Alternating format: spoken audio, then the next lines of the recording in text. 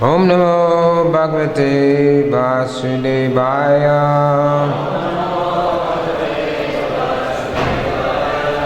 Om Namo Bhagavate Vasudevaya.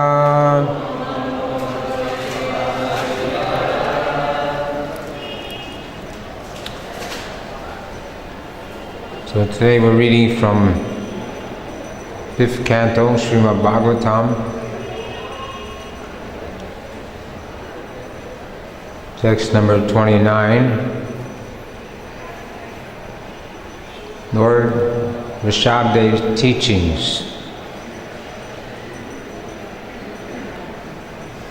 This is a prose verse, so we can only repeat this verse in unison. We don't repeat this verse. I'll just read the verse.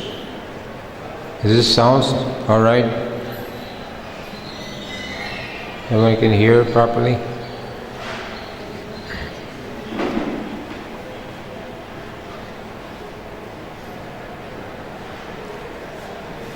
Yadada mukta vihir pachan mada kadbad avadutta vesho nivashamanao pi jananam rihita musha vrata tushnim bahuva.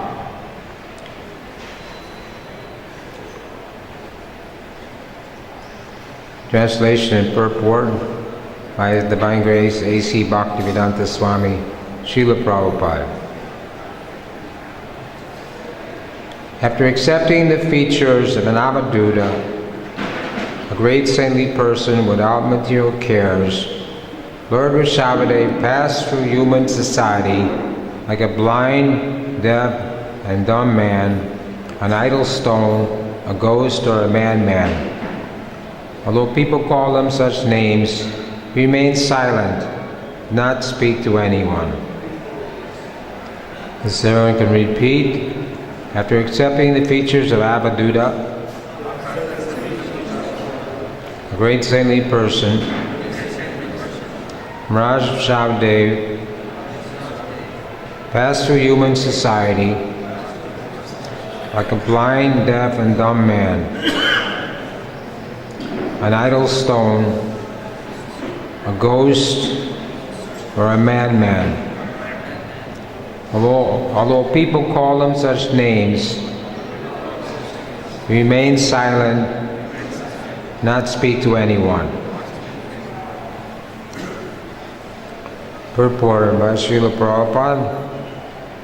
The word Avadhuta refers to one who does not care for social convention, particularly the Varnashram Dharma. However, such a person may be situated fully within himself and be satisfied with the Supreme Personality Godhead, in whom he meditates. In other words, one who has surpassed the rules and regulations of Varnashram Dharma is called Avadhut. Such a person has already surpassed the clutches of Maya, and he lives completely separate and independent.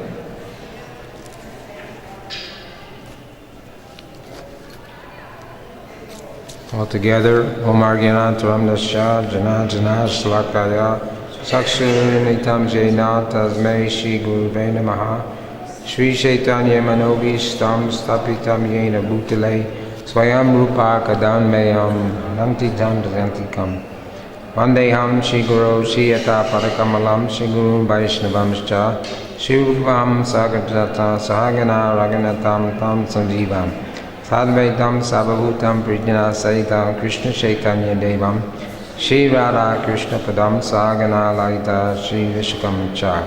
Hey Krishna Karuna Sindhu Dinabandhu Jagapade Gopisha Gopikanta Radha Kanta Nusute Tatta Kanchana Gaurange Radhe Vrindavan Ishware Vishnavanu Sute Devi Vimanu Hari Priye Vanchakopya Turujascha Vipa Sindhu Evacha Panampamyo Vaishnavyo Namo Namaha.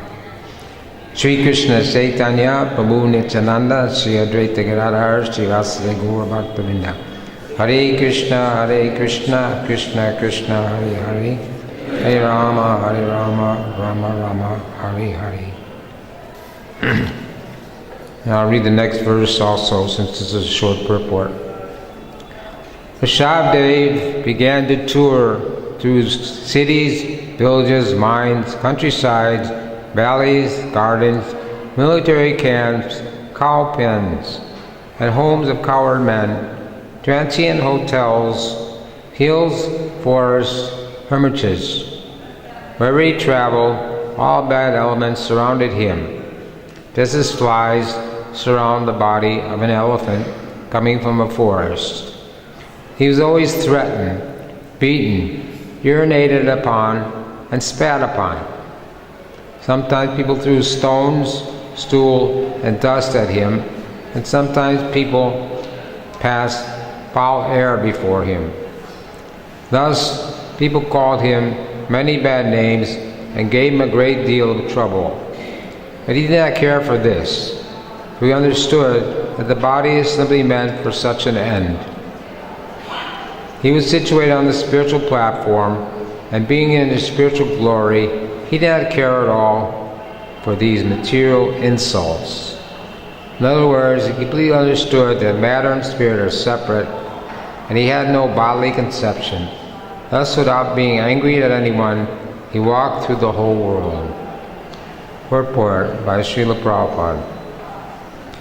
Narottam Das Thakur says, Deya smiti nehi yara samsara bada kaha tara. When a person fully realizes the material body and world are temporary, he is not concerned with pain and pleasure of the body. As Sri Krishnadas Kaviraj advises, as Sri Krishna advises in Bhagavad Gita 2.14, Machas vasas tukuntaya tito sanas sukadukada agamai pan nichas tam tachikshava bharata. O son of Kunti, the non-permanent appearance of happiness and distress and their disappearance in due course are like the appearance and disappearance of winter and summer seasons. They arise from sense perception of skaya bharta. One must learn to tolerate them without being disturbed. As far as Vrindavan is concerned, it has already been explained. Idam sariram mama durvai vibhavyam.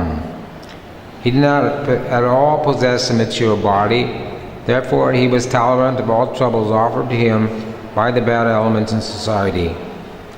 Consequently, he could tolerate people throwing stool and dust upon him and beating him. His body was transcendental, and consequently, he did not at all suffer pain.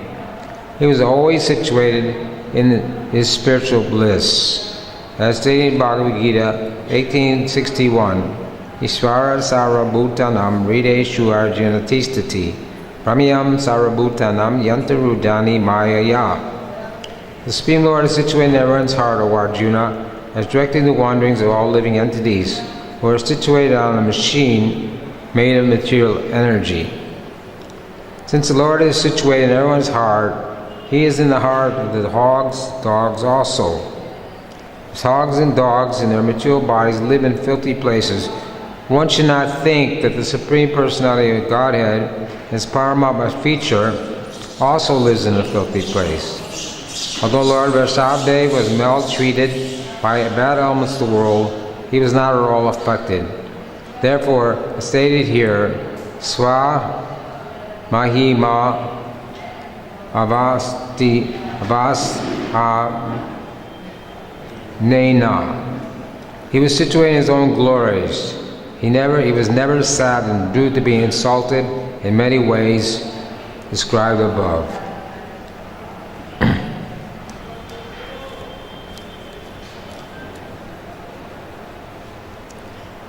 Namo Vishnu Padaya Krishna Prasthaya Bhutale Srimata Bhaktivedanta Swami Iti Namane Namaste Saraswati Deve Gaurani Pacharni Namaste Shunyavadi Paskachalya Satani. Says, by the grace of the spiritual master, a dumb man can speak elegant words, a lame man can cross mountains, and a dog can swim across the ocean.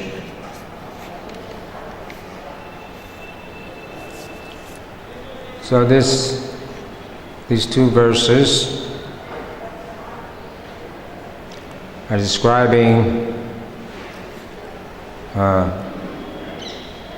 Lord Shabbadev renouncing his kingdom. Vairagya Vijaya Nija Yoga. Sri Chaitanya Mahaprabhu, we came to teach this renunciation, knowledge and renunciation, but not dry renunciation. This is the Maharaj Shabdev. He became an avadut. One time I went to a program, some yoga society, and they boldly announced that the avadut was coming. So Maharaj Shabdev, although he is a avadut to renounce the world, but to avoid bad elements, which is described later chapter, he lay down in one place like a python man. And when he passed stool and urine, he rolled in it to avoid a bad element, so no one would come near him. But his stool and urine smelled like roses. It says up to 80 miles, which is like 10. It says 10 yojans, or 80 miles, which is like here to Jaipur. So this is a real avadut. If someone's claiming to be avadut, then you should see whether when he evacuates, whether it smells like roses or not. And we can tell for sure. Otherwise, no one should falsely claim to be such a person. So renunciation is one of the elements. Bhagavan, Krishna is called Bhagavan, the Supreme Personality God Bhagavan. He's full in 6 opulences: knowledge, strength, beauty, wisdom, knowledge, strength, beauty, fame, renunciation.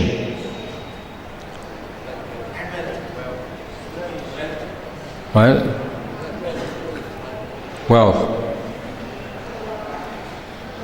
So Krishna, when he came 5,000 years ago, he also exhibited this quality of renunciation. Jarasandha was a demon opposed to Krishna. He attacked Mathura not only one time, but 17 times. And each time Krishna defeated him and sent him away. And each time the advisors, Jarasandha's advisors, told him it was just bad luck.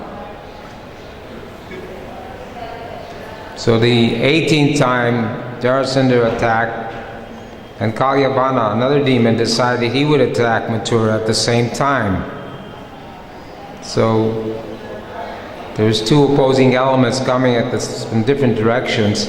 So Krishna decided that it's better to avoid fighting altogether. So he just walked off the battlefield. So this is a sign of renunciation. This is called rancher. He's called rancher. Of course, this is one of the opulences of the Lord. Because Jarasandha later accused Krishna of being a coward, because he walked off the battlefield, but that's not the case. We know, in the case of Sri Chaitanya Mahaprabhu, he renounced his family life. He took sannyas at the age of 24. Now, when someone takes sannyas, that is considered material suicide. He no longer has anything to do with material life. And mainly to develop our Gopi Bhav, love for Krishna, body, mind, and words, full dedication. But Sarvabhauma Bhattacharya was not pleased with this. He said to Chaitanya Mahaprabhu, "Why have you taken sannyas at such an early age? You're only 24 years old." He had a very affectionate mother, beautiful, chaste and faithful wife. He said, people take sannyas when 3/4 of their life are finished. He mentioned the case Prakasananda Saraswati and Madhavendra Puri. They were not young men, they were old men when they took sannyas. 3/4 of life means when one is 60, 70 years old, then one should take sannyas. But Mahaprabhu replied that I was too much burdened by separation from Krishna, and it was too much painful for me to remain in my household life. I couldn't execute household duties, so I had to take sannyas. Then they had some discussion, and Mahaprabhu showed Sarvabhauma Bhattacharya his sadbhuj form, his 6-armed form. Then he said to Sarvabhauma, "What do you think now? Do you think I'm ready to take sannyas?" Anyway, the same is here, same case is here. Lord Rishabhdev is the Vishnu Tattva, incarnation of the Lord. He had 100 sons who were all fully qualified, fully educated. In the beginning of this chapter, he educated his sons, and he told them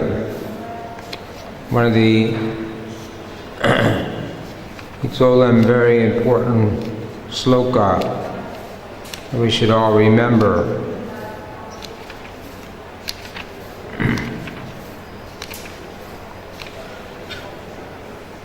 Ayam deho deya bhajanmi loke kastam karman arhate vidbhujaje tato devyam putra yena satam saje yasmad brahma shukyam tu anantam. My dear boys, all the living entities who have accepted material bodies in this world, one who has been awarded this human form, should not work hard day and night simply for sense gratification, which is available even for the hogs and dogs that eat stool. Once engaged in penance and austerities to attain the divine position of devotional service. By such activities, one's heart is purified, and when one attains this position, he attains eternal blissful life, which is transcendental to material happiness and which continues forever. So Maharaj Rishabhdev, he had 100 sons. 81 of them became Brahmins, Vaishnava Brahmins. 10 of them became Vaishnava kings, and 9 of them became Paramahansas, the 9 Yogendras, which speak to Maharaj Nimi in the 11th canto of Srimad Bhagavatam. Although they were originally Brahma bodies, Brahman realized souls, when they heard Srimad Bhagavatam at one point, they became Vaishnavas, and they became conversant on the Srimad Bhagavatam. And we know that Srimad Bhagavatam is of all the Puranas, Srimad Bhagavatam is the spotless Purana. It's the best of all the Puranas. So here, in the previous verse, it says Maharaj Rishabhdev, he gave the kingdom over to his son, Bharat, to rule the whole world. And then, while still at home, Lord Rishabhadev lived like a madman, naked with disheveled hair. Then the Lord took the sacrificial fire within himself and left to tour the whole world. So this is what one should do. Prabhupada often quoted that the politicians and people in this world, they don't want to give up their position till the very end of life. He said Nehru didn't want to give up being prime minister, even he was in a wheelchair. He was under the illusion that the country could not go on without him. They had to stay in that position. And that's the way people think. But then, but Srila Prabhupada himself also was in a household, was a grihastra. He had 4 children. His wife was there. And although his wife was initiated in the Gaudiya Math, she liked to drink tea. But I don't know if that was prohibited in those days, but for us it's prohibited. No coffee, tea, or cigarettes, intoxicant. So one day, Srila Prabhupada's wife didn't have any money in the house, so then she wanted to buy some tea biscuits. So she went to the market with Srila Prabhupada's Bhagavatam, and she traded it for tea biscuits. So she didn't think that Prabhupada's Bhagavatam had much value. So much tea biscuits couldn't be worth very much. So Prabhupada came home, he was looking for his Bhagavatam, he couldn't find his Bhagavatam. He said, "Where's my Bhagavatam?" He told him what she had done. So he said to his wife, "You can make a choice, I'll give you a choice, tea or me." So she didn't take him very serious.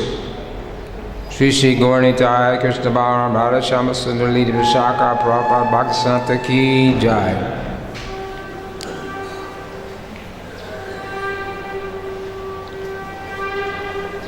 She didn't take him very serious.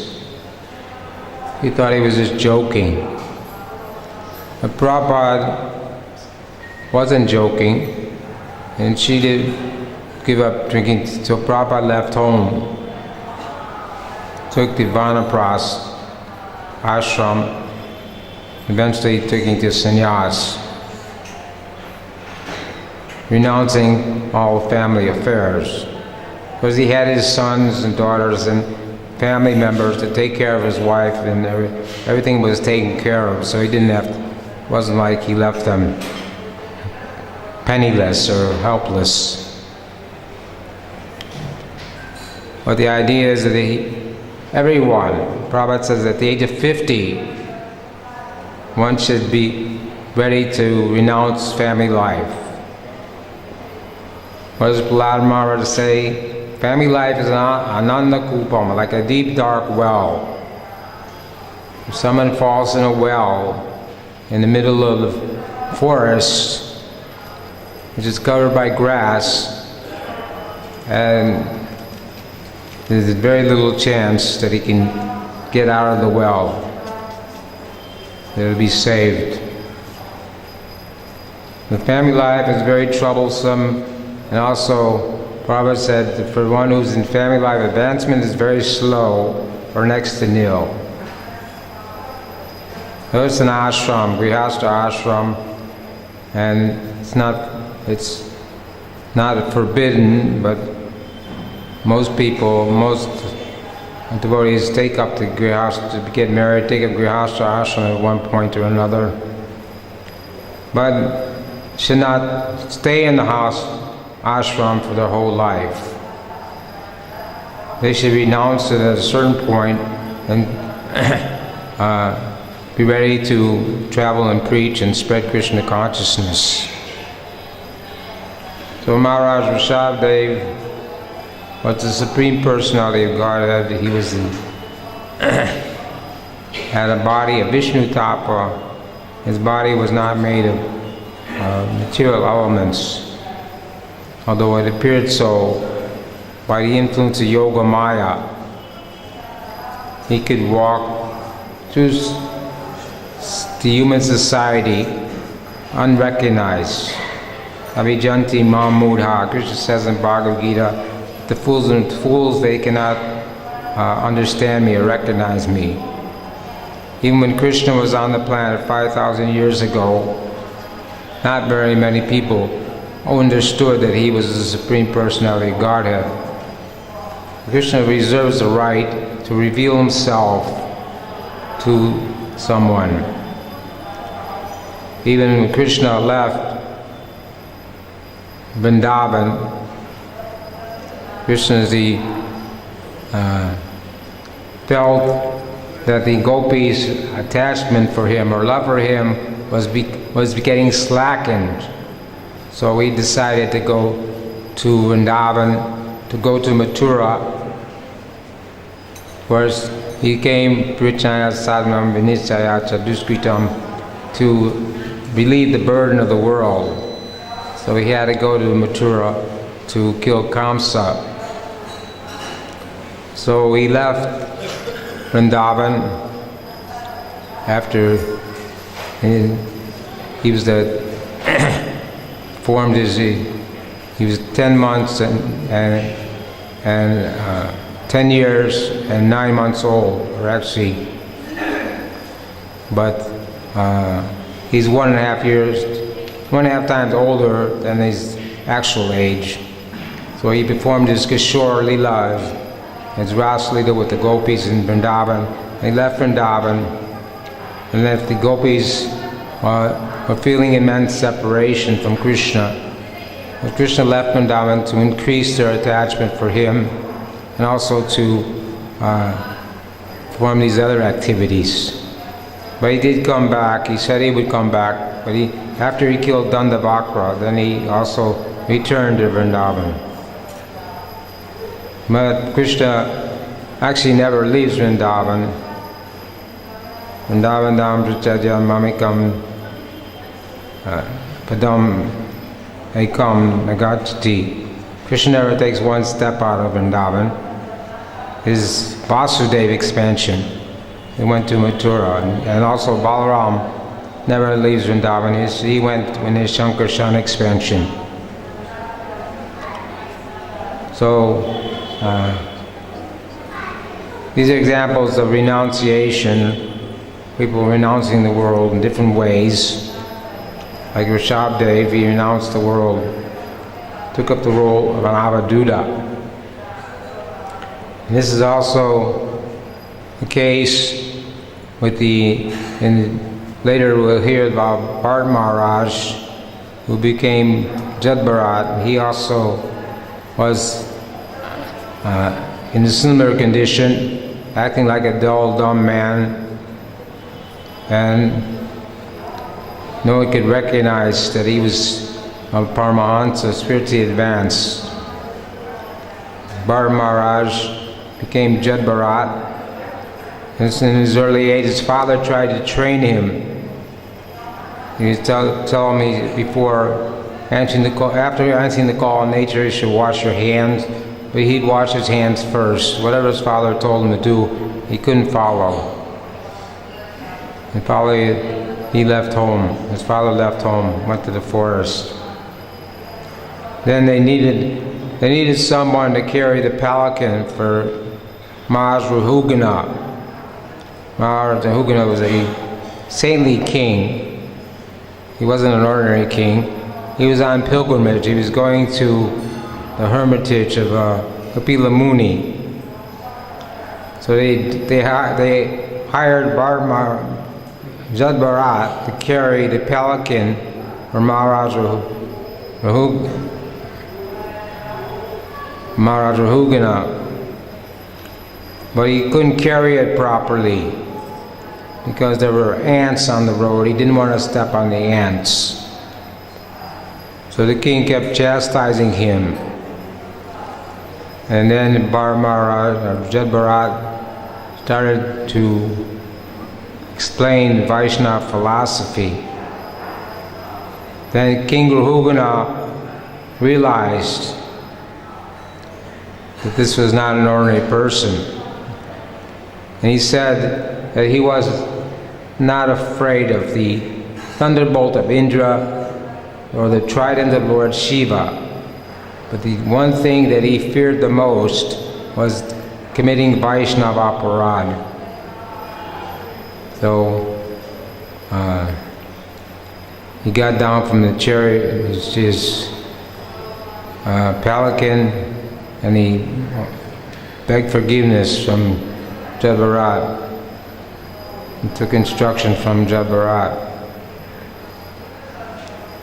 So this is the, although he couldn't be recognized by ordinary people, some dacoits, they needed to worship, they needed to sacrifice a dull, dumb man to the goddess Kali or goddess Durga.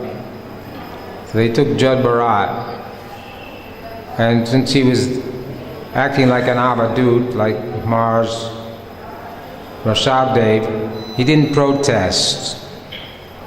So they were ready to sacrifice him to the goddess Kali, and the goddess Kali could understand that this was not an ordinary man, this is a great Vaishnava, and she couldn't tolerate this. So she came out of the deity, they had a deity of Kali, and she, with the same sword, they were going to kill Jad Bharat. She killed all the dacoits. So we hear about the Python man in the 7th canto, Srimad Bhagavatam, Prahlad Maharaj. He meets the Python man. And he was just staying in one place. So, this is the same thing, an avadut or a Python man, they don't ask anything from anyone. Fully depend on Krishna. Whatever Krishna sends, they accept. Saying Ishvara Puri also, he never begged anyone for prasadam. Whatever came, he ate. If nothing came, he would fast.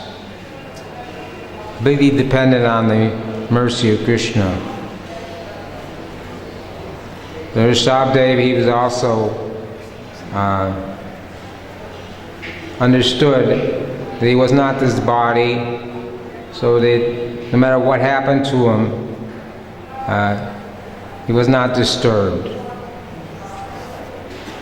It says, Dehinosmin yata dehe komaram yovanam jara tata dehantra patidiras tata namuyate. In boyhood, youth, old age, one's changing body, and one must be dhiras, steady, undisturbed. Because the body, it says here, the body is subject to pain. It says in Srimad Bhagavatam, Yasatma Buddhi Kupa Tri Tutuke Swadi Kaladreshu Boma Ijadi Yatrata Buddhi Salina Kachit Igneshu Abneshu Saeva Gokara. One who identifies himself as the inert body, composed of mucus, bile, and air, who assumes his wife and family are permanently alone, who thinks an earthen image or the land of its birth is worshipable, or receives a place of pilgrimage as merely the water there, but who never identifies himself, feels kinship with, worships, or even visits those who are wise in spiritual truth, such a person is no better than a cow or an ass.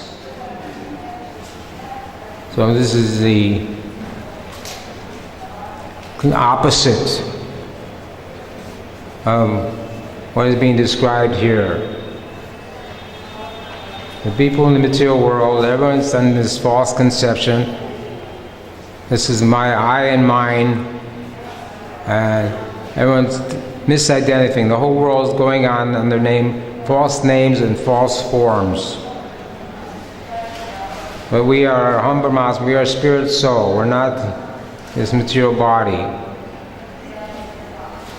Therefore, the devotee, he accepts it as Krishna's mercy. Whatever suffering is coming, we take it as Krishna's mercy due to our past misdeeds. Either in this life or in previous life, we have performed misdeeds, therefore we have to suffer some punishment. But for devotees, the punishment is less. It's a token punishment. We get some token punishment. If we cut our finger, we should think that this is just token punishment. It should have been my whole arm, or it was just my finger.